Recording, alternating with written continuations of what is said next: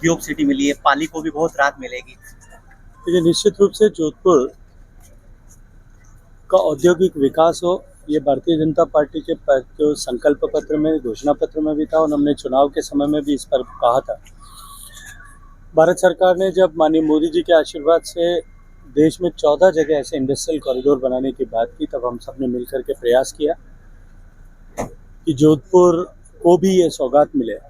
और राजस्थान का दूसरा बड़ा शहर होने के नाते औद्योगिक विकास की सारी संभावनाओं और जितनी भी आवश्यकताएं हो सकती है, जमीन की, ऊर्जा की, पानी की और उसके अतिरिक्त इंडस्ट्रियसनेस की, रॉ मटेरियल्स की, वो सब होने के नाते जोधपुर स्वाभाविक रूप से ऐसी जगह थी जहां पर औद्योगिक विकास हो सकता है। मैं माननीय मोदी जी का धन्यवाद करता हूं और राजस्थान सरकार के सम्माननीय मुख्यमंत्री जी का भी अभिनंदन करता हूं कि उन्होंने इस सफलता के लिए, ये जोधपुर को आशीर्वाद मिल सके, इसके लिए पूरी तरह से हमारा सहयोग है। उपचुनाव भी अभी तो मुझे लगता है थोड़ा समय है, अभी हरियाणा के चुनाव हो जाने दीजिए, उपचुनाव की घोषणा होने दीजिए। भारतीय जनता पार्टी केवल एक चुनाव के लिए तैयारी करके और चुनाव में लड़ने वाला दल नहीं है। भारतीय जनता पार्टी वर्ष पर्यंत 5 साल निरंतर कार्यकर्ताओं की शक्ति का सृजन करने के लिए काम करती है।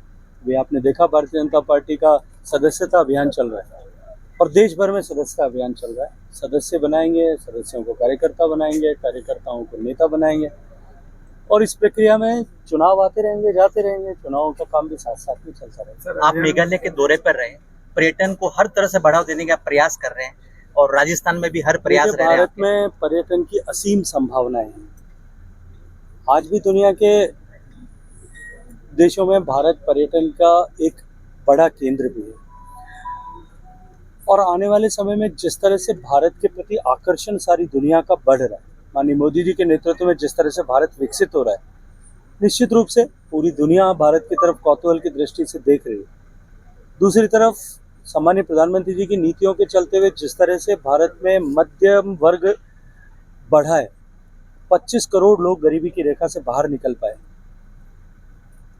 भारत की ये एस्पायरेशनल क्लास जो है, भारत के टूरिज्म की ताकत को इजाफा देने वाली है, इजाफा करने वाली है। जो लोग वर्षों से, सदियों से, पीढ़ियों से जो लोग गरीबी का दंश झेल रहे थे, उनकी दबी हुई उत्कंठाएं अब उजागर होंगी और वो भी भारत को जानने, भारत की संस्कृति की विविधता को पहचानने के लिए देश भर में पर्यटन के लिए निकलेंगे। इसलिए भारत दुनिया का सबसे बड़ा टूरिज्म मार्केट और डेस्टिनेशन इन दोनों के रूप में बनने वाला है और सम्मानीय प्रधानमंत्री जी के नेतृत्व में हम इस दिशा में इंफ्रास्ट्रक्चर ग्रोथ किस तरह से हो, होलिस्टिक डेवलपमेंट किस तरह से हो।